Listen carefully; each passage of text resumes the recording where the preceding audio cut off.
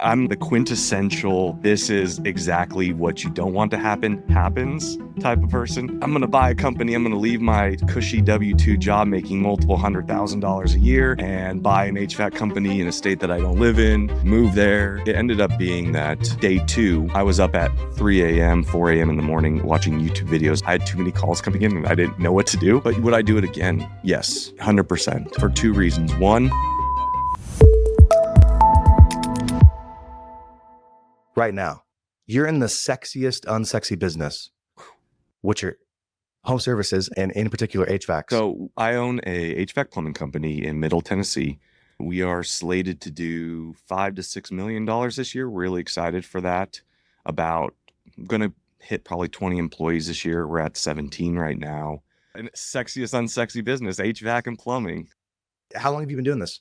I have been only doing this. I bought this company in 2022 at kind of the height of the purchasing explosion that we saw in M&A. I jumped on the train and I bought a sub $1 million HVAC company 2.5 years ago. Oh my gosh, sub $1 million? Oh, it was painful. Yeah. So you bought a job. Well, even worse than that. So I'm like the quintessential, this is exactly what you don't want to happen, happens type of person. So I'm like, oh yeah, I'm going to buy a company. I'm going to leave my cushy W-2 job making multiple $100,000 a year and buy an HVAC company in a state that I don't live in, move there. Okay, well, we just like glossed over that. Wait, what were you doing? Where were you working? It's a long story, but I'll keep it like really quick for everyone who's heard about me before. I'm sure you've heard the story. But I had a few entrepreneurial moments in my life. I made some businesses. I sold the businesses. One was a agricultural repair company. Sold that. It was kind of a side gig while I was still working a W-2. What was the W-2? The W-2 was ops manager for wineries. So I ran 9 different wineries. Everything that wasn't making the wine or selling the wine, we took care of. So my team up to 40 people did all the capital projects and the HVAC. And so there was a little bit of history with HVAC, but not a ton. On the side, I started up and ran an agricultural repair company, which went around to the wineries that had broken equipment in the fields, fixed them, took money. I exited out of that circa like 2018. And around the same time, got really into Bitcoin and started up a Bitcoin mining farm. Yeah. Shut up. Where? Yeah, in Reno, Nevada. Reno, Nevada. What was your kilowatt hour cost? It was like, I want to say it was 7 cents. All right. It's not bad. So it wasn't bad. It wasn't amazing. It wasn't like, so I remember looking at like old Apple orchard facilities in Washington where you could get like 3-cent power. And I was so excited. Didn't end up pulling the trigger on it. Like I said, it was 2018. I'd already been mining for a while, but I wanted to go big now. Are you still mining? No, I sold the entire operation. We got up to 30 some units mining at any point in time. We mined through a decent portion of kind of the downswing of the market. And then when the 2020 kind of boom happened, we sold off everything right before that. Sold off all the equipment, excuse me. So like this happens to me sometimes. Have you ever seen Step Brothers? Mm-hmm. You know the scene where they're like in their bunk bed and they're like, did we just become best friends? Yeah. It was like, yep. So just quickly, my experience was in home health and hospice, and I bought a medical billing company. Was the first company that I bought. So it's like, it wasn't the same, but it was tangential. So it's like similar to you, right? You're running the ops at these wineries, and then you go into a space that's tangential, right? So you had experience with, let's just say facilities management or maintenance, whatever you want to call it. And then obviously you went into the HVAC space. And Chris and I, my business partner, we launched a company selling Bitcoin miners in October of 2021. In the first 3 months, we did $10 million in revenue. It was freaking nuts.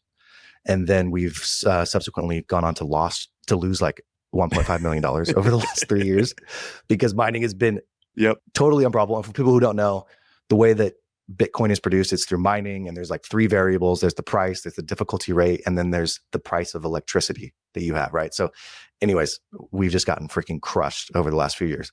I started with S9, Antminer S9s, moved to the S11 series. Gosh. And then that's when, so I saw the same thing that you guys saw. It's like, hey, the S11 series was going to get, overtaken. We came into the upswing and I said, I got to offload all this equipment now to somebody who wants to run it for long-term, maybe has cheaper power, who knows?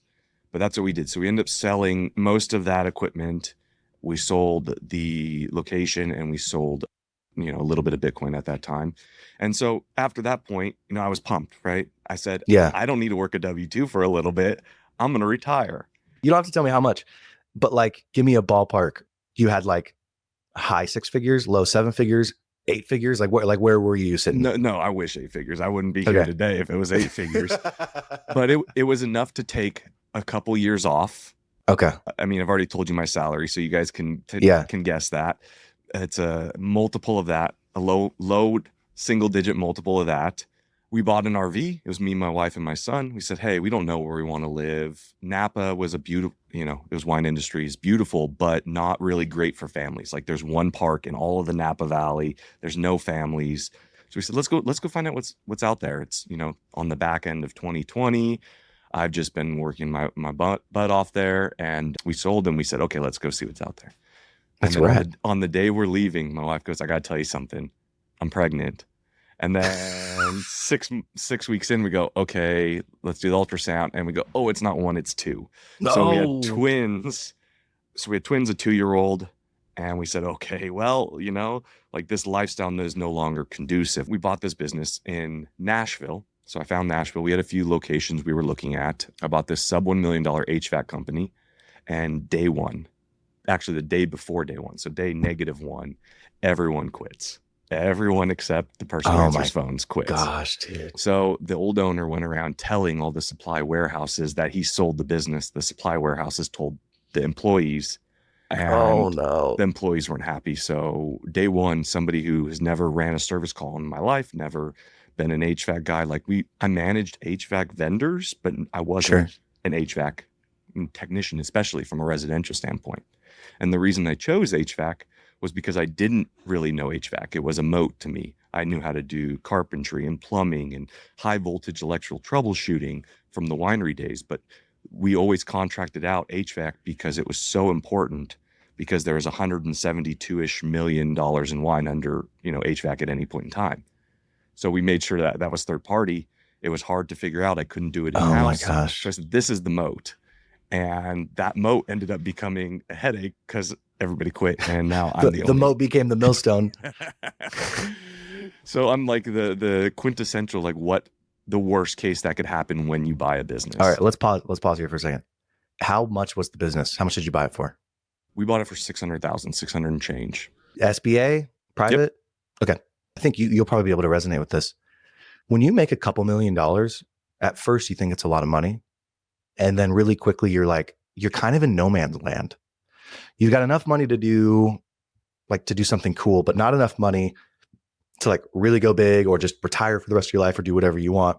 And if you do one thing, you're kind of betting the farm, right? Like this, you did the SBA, so you PG'd it.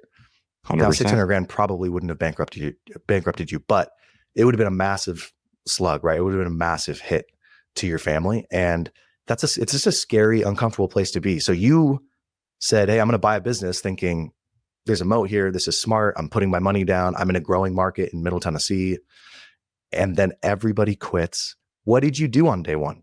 So luckily or unluckily, the old owner still had 2-week transitionary period with me, just 2 weeks. And so it was me and him running calls. And so he had some experience, but he was more of a salesman than an actual technician, right?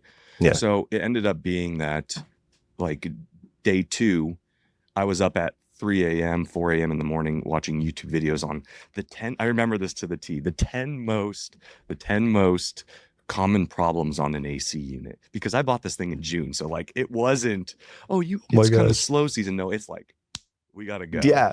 Hey, my freaking air's out. It's Tennessee in the middle of summer. Humidity is 98%. Get the freak out here. Yeah. And so I'm like struggling, trying to figure out HVAC as quick as I can, waking up at 3 a.m. Luckily, I have the owner's help, but he wasn't much help because he wasn't a good technician. So it was a lot of self-learning.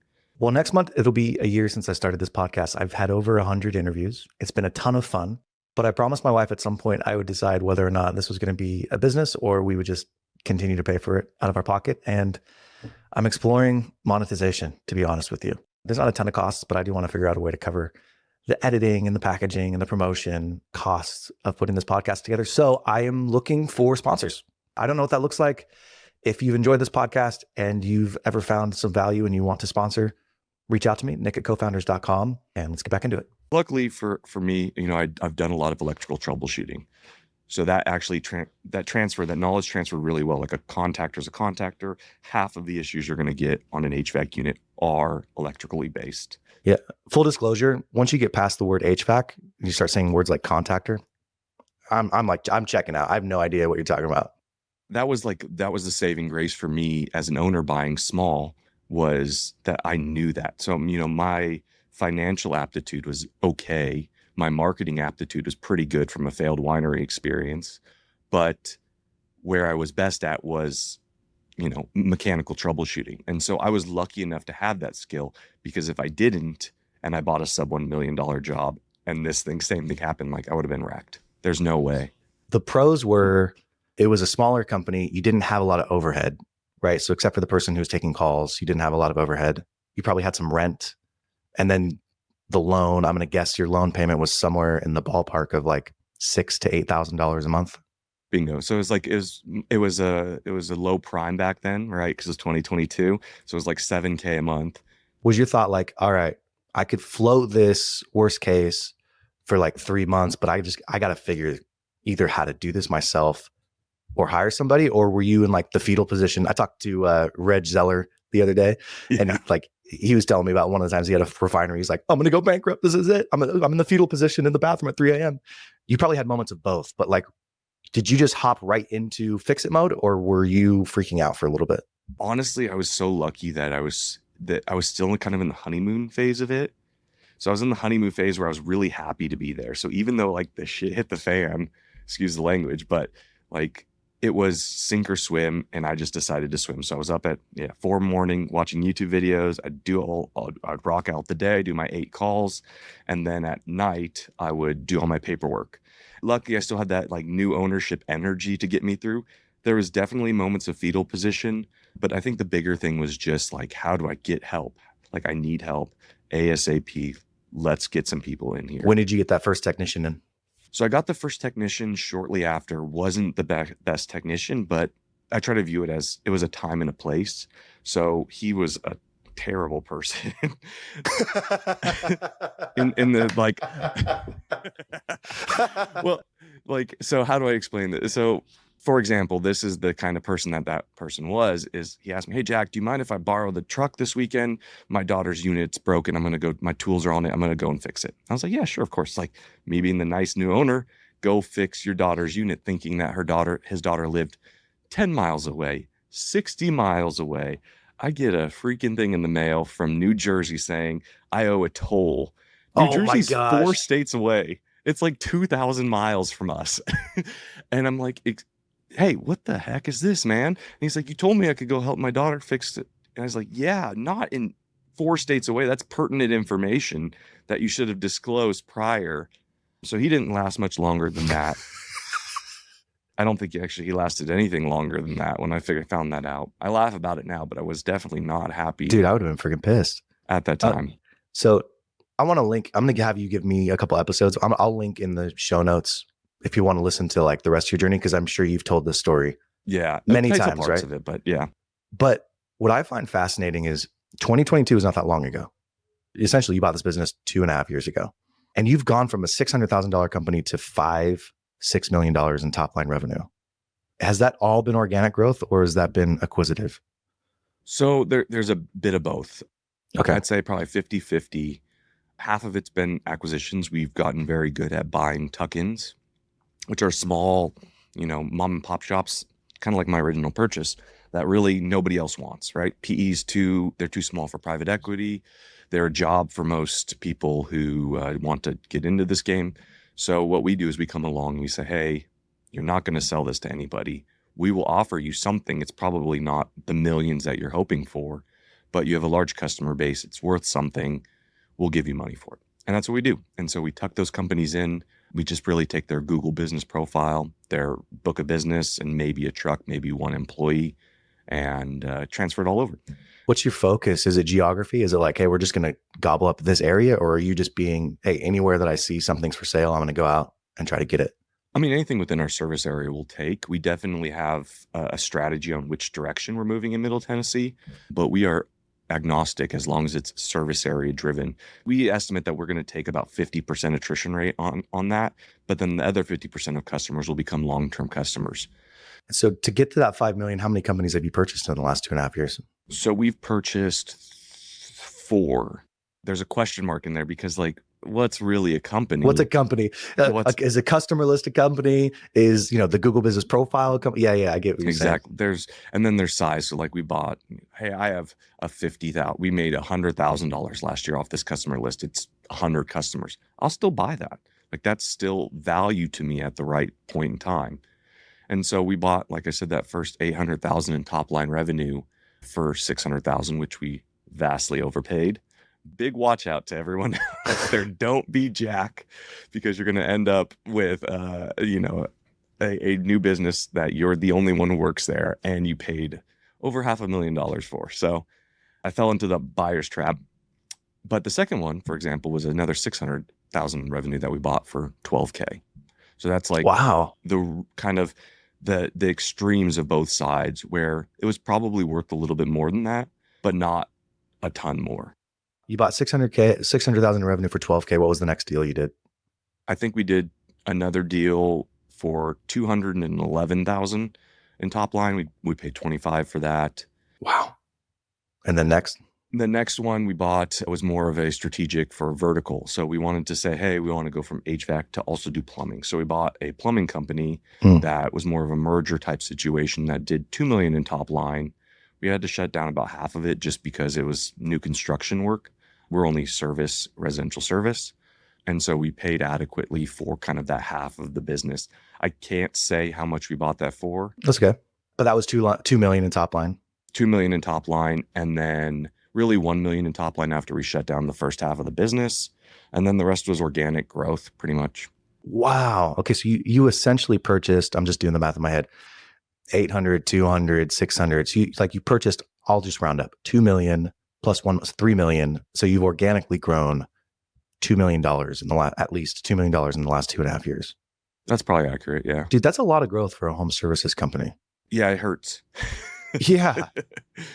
Our net is terrible, but everything goes back into the business. I'm a huge proponent of, I'm probably one of the least paid people at the company. I don't have a boat. I don't have, and like the traditional owner, the HVAC owner you see on the internet that has like this awesome boat and like a F-250 lifted truck. Like I drive around in a beat up old truck. Every dollar goes back into marketing and growing the business, because that's the goal. I love the acquisition strategy of it's crazy the multiples you've been paying for for the top line revenue. However, businesses that are this small can be really difficult. I mean, your first acquisition is a perfect example of that, right? Like it can all fall apart. These aren't businesses that have really good systems, processes, and people necessarily. Yeah. So you're bringing organization to them. Are you financing this through personal SBA? No debt? How are you buying these businesses? Yeah, so we still have the SBA line open, right? You can, for anyone who knows SBA, you can do the linear math on there. We've spent 600 of our SBA line. We can spend up to 500,000. If it's the same NAICS code or whatever, it's 0% down. So we are leaving that open for a big acquisition opportunity. All the rest have been on creative financing, seller financing, or we just paid cash. We paid cash, we bought them out and called it a day. So I want to go back to this first acquisition, because there's one thing that I just want to talk about. Yeah, of course. There's a lot of people in ETA, and this is one thing that I make fun of people for, which is I'm going to buy a business. I'm going to buy a business and I'm just going to hire an operator. Yeah, easy. Right? Just answer the phone.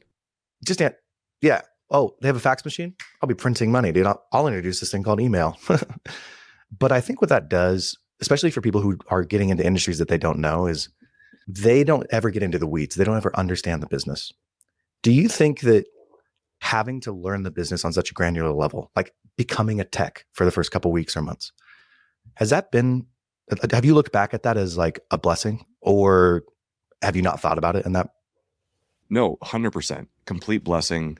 I deal with a lot of people who ask me, Jack, I want to buy an HVAC company, or I just bought an HVAC company and I'm having this issue and this issue, right? And what I've ran into and what I've noticed is that a lot of people are afraid to change the business, right? You know, the business needs to change for growth perspective, right? A lot of our growth is because I've implemented the systems. The people that work for the company, I hired. So it's my culture, it's my ownership. When you buy, say, a $3 million top line, hey, $500,000 net, there's maybe like this one guy who's a manager who doesn't want to ever change, or this technician is the lead tech and he doesn't want to do it this way. And if he leaves, everybody's going to leave. So you're scared. You're afraid of, not you personally, but like No, yeah. hypothetical person is afraid of changing their business, even though they need to. They know they need to grow. I see that a lot. I keep saying we as in, I help run owned and operated. And so I see that a lot, and that's a huge issue. I never had to deal with it. I'm the worst like paternal figure when it comes to that. I just say, just do it, rip the Band-Aid, like let him quit. I just don't have any kind of sympathy or empathy there because it was so rough for me, and I know that had to happen for me to fully understand my business, but also for me not to be ever afraid of making changes in my business, right? Because if I have to go back to being a tech, then I got to go back to being a tech. It is what it is. I think anybody who's successfully scaled a business at some point has to figure out the business on a granular level. So I'll use a house analogy. Again, I'm out of my depth here, but effectively you built your house from scratch, right? Like, the plumbing, you know where everything's laid. A buyer who buys a business, they buy a home, an existing home, that home could be 100 years old and they don't know necessarily all the plumbing under the house. They don't know that, oh, I actually capped that. The previous owner capped this line several years ago and they ran a new line. And so when you start digging in the dirt, you're like, wait, is this line they just left in, or what's going on here? And so if they don't actually jump in to figure out the business, it's going to hinder their ability to scale because you don't understand how things work. So you were forced into it, which is great. And you were able to like build it from scratch. But I think people forget whether or not you're building it from scratch, you've got to get into the weeds. Like, I've never met anybody who's successful that wasn't in the weeds at some point in time. There is no such thing as like just a passive income business that you buy through the SBA. That's been the weirdest thing about entrepreneurship for me, is that the realization, working with the owners who are making it and owners who are struggling, is the owners who are making it are oddly obsessed with their business, including myself now. Like, every single detail about their business, you ask them, they know what their ROI is, what they're on this specific market, and they have a marketing person, but they still know the intricacies of their business, which I've realized is so important to understand kind of across the board. Totally agree. So I want to move a little bit. You've been scaling, which is awesome. And you have started to hire overseas talent to help you scale. So yeah, sorry, finish your question. Well, no. So two-part question. The first part is, what are you scaling to? Like, what's your goal? And then the second part is, how are you using overseas talent in a home services business? Yeah, so our goal is 20 million by 2030. So pretty hefty goal. I mean, it's still a few more years of 100% year over year growth, so a little bit more pain. But one of the ways that we've been able to really effectively do that is by outsourcing our talent, right? So, and obviously you can't outsource a plumber, you can't outsource an HVAC rep, but what you can outsource is kind of back of office abilities.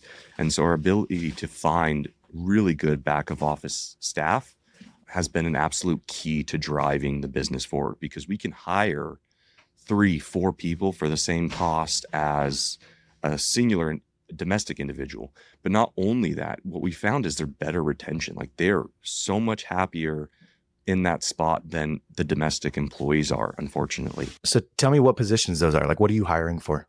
To go into kind of a diatribe story on this one, so our customer service rep position, we were going through a customer service rep every 90 days, give or take.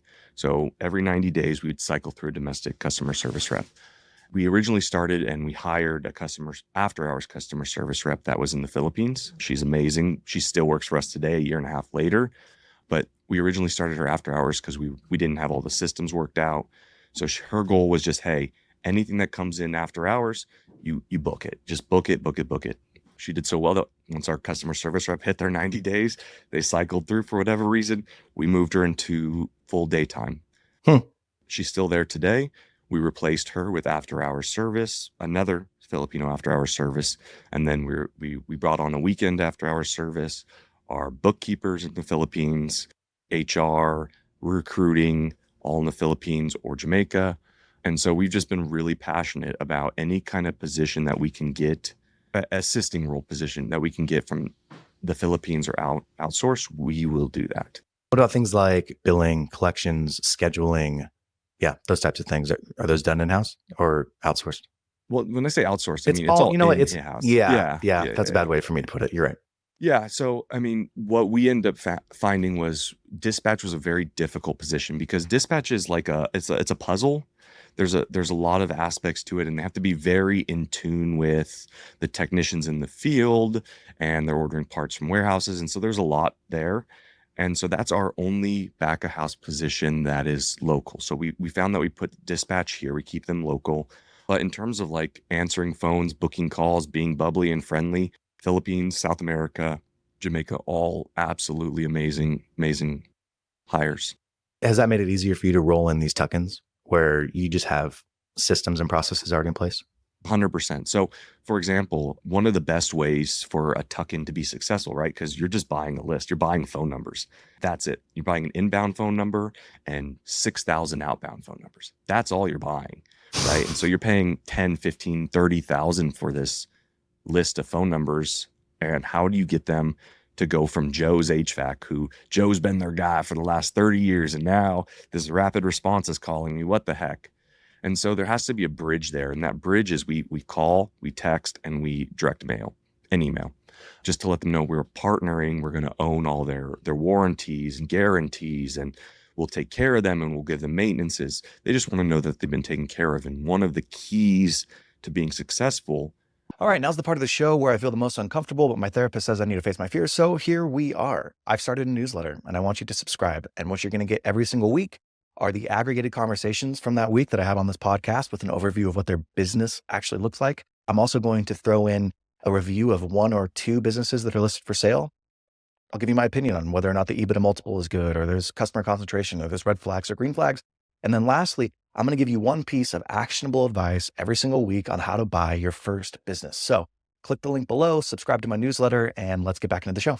We offer on those companies at a 50% attrition rate, but we generally see a lot less because we're very active in calling their customer base and having the overseas employees that are dedicated just to that function, right? So, I mean, to call 6,000 customers at 100 customers a day, I mean, you can do the math. It's going to take 2 months. And that's just like singular calls, not even the like, hey, they didn't answer, let me call back. So there's a full function there of I can pay somebody $6, $8 an hour, and they're going to bring in so much more value by if they can raise attrition rate from 50% to 80%, that 30% on 6,000 customers is astronomical, right? I know a lot of people listening will say like, yeah, it makes sense.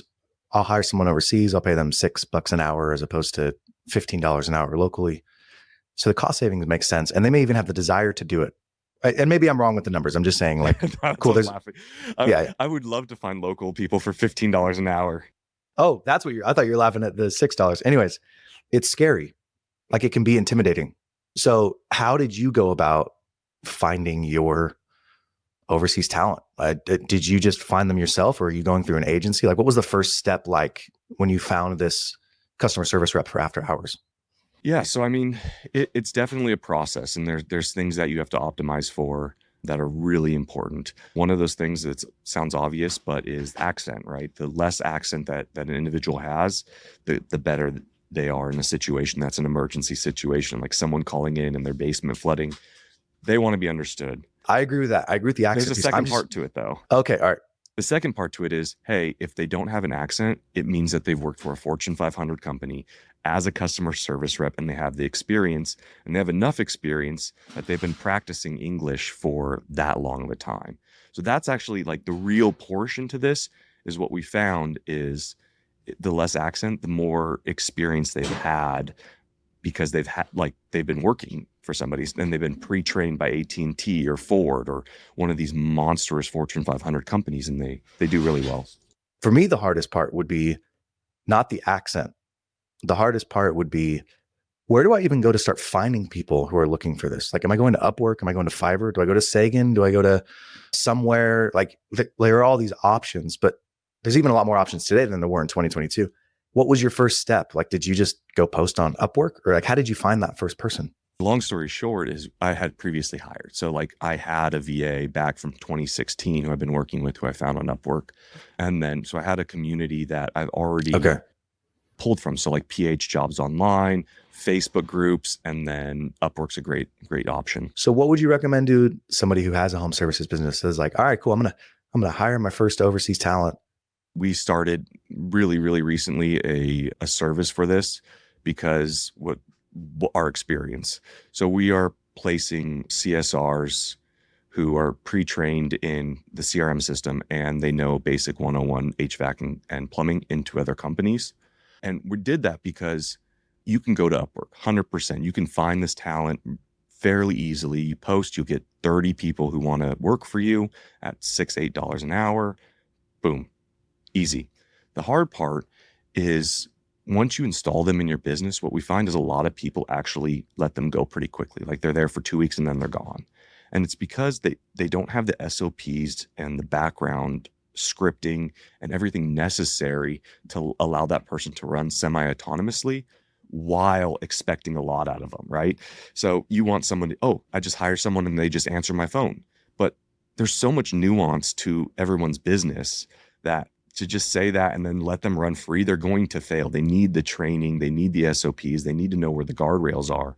And what I found is that they don't, like, people just don't do that. And so if you're willing and to spend the time training somebody who's not from the US about some US cultures and customs and scripts on how we give empathy and how we say certain things, then yeah, hire yourself. You'll save a ton of money and go. If not, I would definitely recommend having someone who will help implement this person into your business, help guide them.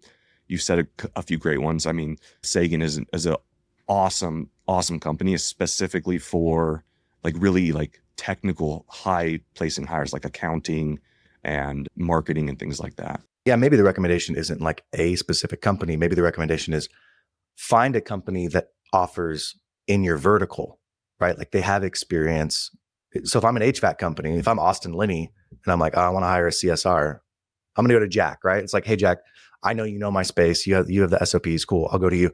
If you're someone who owns, I don't know, roofing business, you're probably going to go to somebody who has experience outsourcing roofing talent, right? So that's probably maybe the better sort of advice to give as opposed to specific companies. Yeah, exactly. And that's what my belief is, that eventually, I mean, I think Peter Lohman also does this specifically for, he's another Twitter guy, but he does it specifically for, Property management. thank you, property management. And so he's inbound CSRs for property management companies. And that's because he understands the nuance of that industry. That's definitely where I would recommend. I would say, hey, if you want to do it yourself, it's a great experience. You, once again, like we were talking about me owning this company, you get the feel for the full process, but you have to spend the time and the energy, especially when you're worried about fighting fires of a $1 million company. Maybe you don't have time for that, but if you don't, or if you do, I mean, try it yourself. The last question is going to be, would you do what you did again? But before I ask that, because I think that's interesting. I think that's interesting to think about. We'll hear a lot of lessons learned from your experience. But before I ask that, where's the best place for people to come find you?